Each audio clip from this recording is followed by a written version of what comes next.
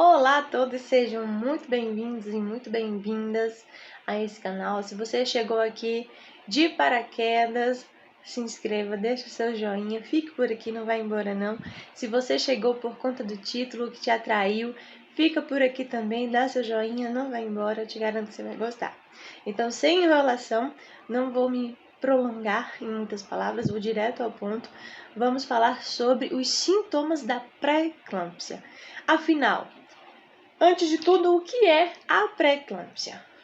Como eu já falei em outro vídeo, eu, infelizmente, fui acometida por esse sintoma, por essa enfermidade, possamos dizer assim, nas minhas 3 gestações. O meu primeiro filho, meu primogênito, a minha segunda filha e nesta terceira gestação. Então, eu fui pesquisar para saber o que era, afinal a gente não encontra informação em todo postinho que a gente vai, em todo hospital que a gente vai, os médicos não estão lá prontos para te informar e te dizer o porquê que a pré-eclâmpsia acontece. Então tem muitos estudos, e nenhum assim direto ao ponto que nos leve a entender o porquê que a pré-eclâmpsia acontece. Então, eu descobri que pode ser patogenético, a mãe teve ou a avó teve, e aí você, como gestante, filha ou neta, pode ter também na sua gestação, desenvolver também a pré-eclâmpsia. Porém, no meu caso, nem minha avó, nem minha mãe, nem por parte de pai, nem por parte de mãe, nenhuma das famílias nunca teve nenhum problema em suas gestações. Muito pelo contrário, foram todos partos naturais e partos abençoados e ninguém desenvolveu nenhum tipo de enfermidade em suas gestações. Mas eu desenvolvi nas minhas 3 gestações. Então, pesquisando um pouco mais a fundo, descobri que pode ser também uma interação entre a placenta e o útero, ou uma má interação entre a placenta e o útero, por falta, às vezes, de oxigenação correta, do fluxo sanguíneo correto ou adequado, para a placenta ou da placenta para o bebê, e ainda parece que está em fase de desenvolvimento, ainda não tem uma resposta assim concisa, mas praticamente é isso. Pode ser um desenvolvimento da placenta não adequado ou uma má interação entre a placenta e o útero da mulher. Basicamente foi isso que eu descobri. Então, aos sintomas, vamos lá aos sintomas. Os sintomas, eles são diversos e eles ocorrem ou todos, ou alguns, ou apenas um ou dois deles, certo?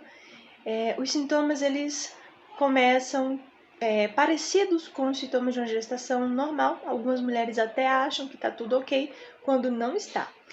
Dor de cabeça, tontura e dor no estômago.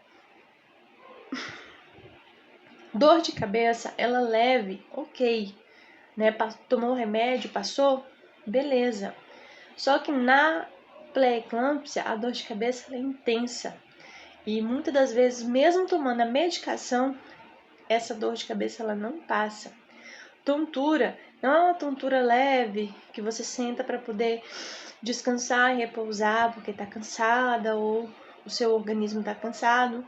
Não, é uma tontura onde as vistas ficam embaçadas, onde se você não tiver realmente um apoio, você pode cair ou se acidentar.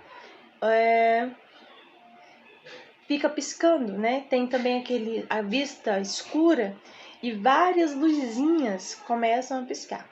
Isso ocorre no início já da gestação e muitas mãezinhas, infelizmente, acham que tá tudo ok, tá tudo normal, não falam isso pro médico, esquecem até de falar porque na cabeça delas, na consciência delas está tudo ok. E não é verdade, não está. Então você precisa relatar isso para o seu médico que está te acompanhando. Outro sintoma muito comum que a gente costuma achar que é normal, mas não é a dor intensa no estômago, Do meu filho eu tive, porém a médica não me passou nenhum medicamento e ali a gente foi controlando com o tempo, porque eu já tomava outros medicamentos, então para não irritar o estômago. E na minha segunda gestação, o médico me passou um remédio muito forte, que é o omeprazol, e eu tomei o omeprazol quase que a gestação toda. Tem alguns pontos, né, que em outro vídeo eu vou falar sobre a negligência da rede pública. O meu primeiro filho eu tive na rede particular, né, a gente tinha um convênio excelente. Então, do meu primeiro filho eu tive um convênio muito bom e pude ser acompanhada tanto pela rede pública como pela rede particular. E o parto, né, lógico, eu preferi realizar na rede particular. Já na minha segunda filha, não foi nada planejado. Tudo estava muito assim difícil pra gente. A gente estava passando uma fase da nossa vida bem difícil. E aí ela veio.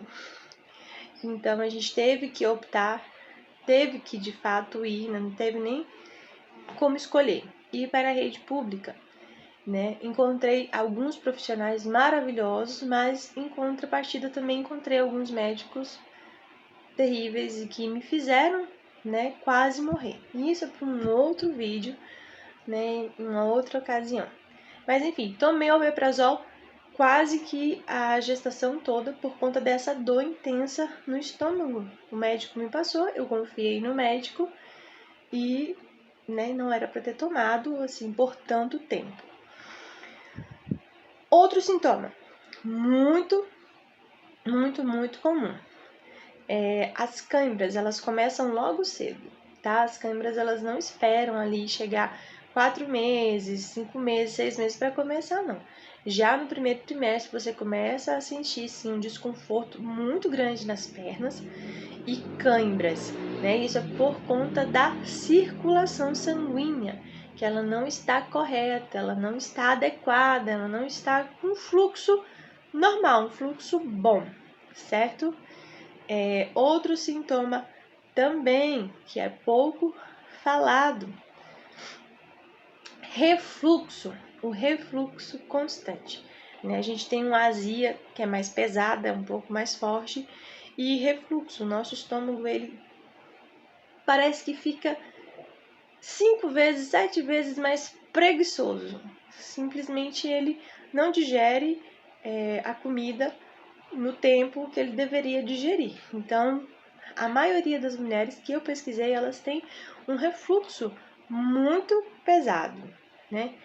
E outro sintoma, que é o mais perigoso de todos, é a pressão alta. A pressão alta, ela é um fator, assim, crucial de você estar monitorando, porque a pressão alta, se ela não for regulada, se ela não for acompanhada para que ela possa baixar com o tempo, ela pode virar uma eclâmpsia. E o que é a eclâmpsia? Outro sintoma que eu não falei, um zumbido muito forte no ouvido. E ele vem independente do lugar onde você esteja, independente da hora que você esteja. Um zumbido forte, que mesmo você apertando assim o ouvido, tampando os ouvidos, parece que não passa, é lá dentro da cabeça. E ele vem e ele fica o tempo que ele quer e ele vai embora a hora que ele quer. Não tem nada que você faça para que ele vá embora. Ele vem a hora que ele quer e ele vai embora a hora que ele quer. E pressão alta, como eu estava falando, a pressão alta, se ela não for controlada, ela chega à pré-eclâmpsia. A eclâmpsia, a pré-eclâmpsia desenvolve a eclâmpsia, que é quando o corpo ele começa a convulsionar. É quando você começa, e um sinal de alerta para nós mãezinhas é se seu corpo começou a dar alguns espasmos, né? Começou a dar alguns espasmos, né? Alguns movimentos incontroláveis assim do nada. E isso você precisa relatar também para o seu médico, sua médica que está te acompanhando. E a eclâmpsia ela é a mais perigosa de todas porque ela, de fato, traz aí complicações. A eclâmpsia traz complicações mais sérias, né, para a gestante e para o bebê. A pré-eclâmpsia ela tem como ser controlada. Como controlar a pré-eclâmpsia? Seu médico ou sua médica provavelmente vai te orientar. Primeiro que você vai começar um acompanhamento de alto risco. Toda mulher com pré-eclâmpsia ela precisa ter um acompanhamento de alto risco na unidade de saúde e com o médico. Então, normalmente é a cada 15 dias. A cada 15 dias com o enfermeiro e depois mais 15 dias com o médico.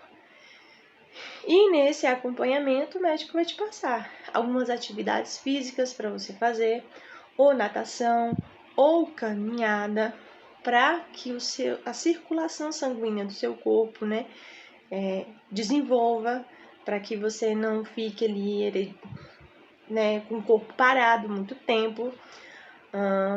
Vai te orientar também, né, a fazer mais exames do que o comum uma gestante faz, mais exames de rotina, de sangue, do que uma gestação normal costuma ter. Desculpa, é o refluxo.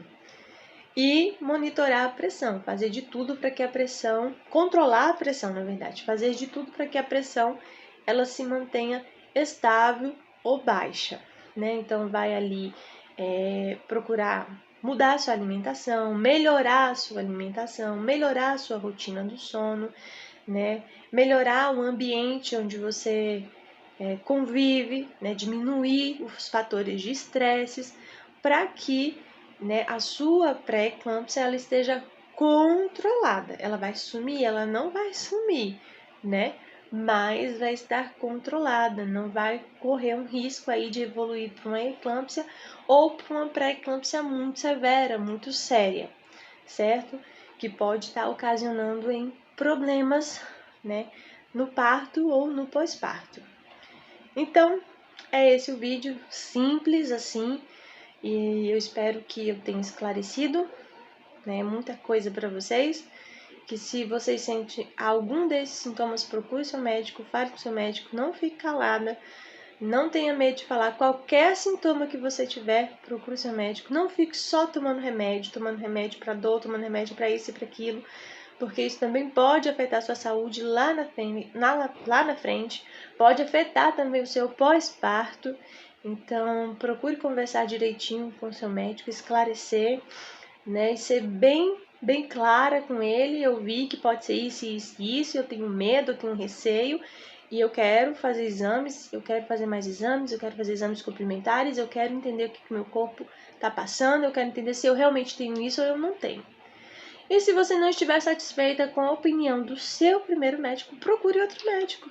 Ah, mas eu estou na rede pública, é mais difícil. Eu sei que é mais difícil, eu tive que mudar de estado, né? Eu estava no Goiás, fui para o DF porque eu não me satisfiz com o atendimento, infelizmente, que eu tive, né? O médico, né, minimizando toda a situação e como se não fosse nada.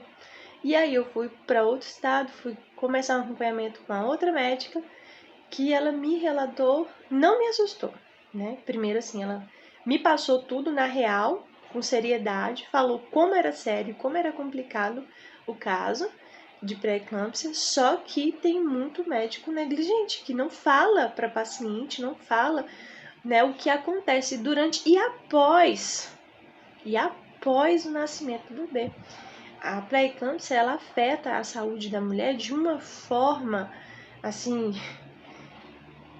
muito forte, que a gente, mesmo depois que tem o neném, a gente precisa fazer exames complementares, saber como é que tá a saúde do nosso coração, a saúde dos nossos ossos, a saúde dos nossos órgãos internos, né? Rins, normalmente, que é o que mais, e o fígado, que é o que mais, rins não, fígado, que é o que mais sobrecarrega, né, por conta de muitas medicações e todo o procedimento, todo o processo, né, da gestação.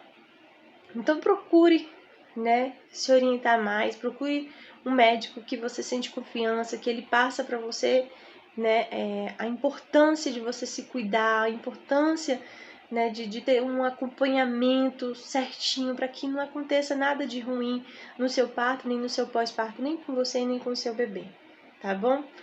Então, é isso. Desculpe se eu me enrolei. Eu espero que tenha ficado esclarecido, tenha ficado explicado de uma forma fácil para vocês. né? Eu tô com um pouco de falta de ar, hoje eu não estou num dia bom, mas mesmo assim eu resolvi gravar. Mas espero que tenha ajudado bastante, que venha ajudar muitas mulheres, né, a entenderem o que está acontecendo com seus corpos e a procurarem ajuda médica da forma correta. Forte abraço no coração. Deus abençoe a todos e a todas.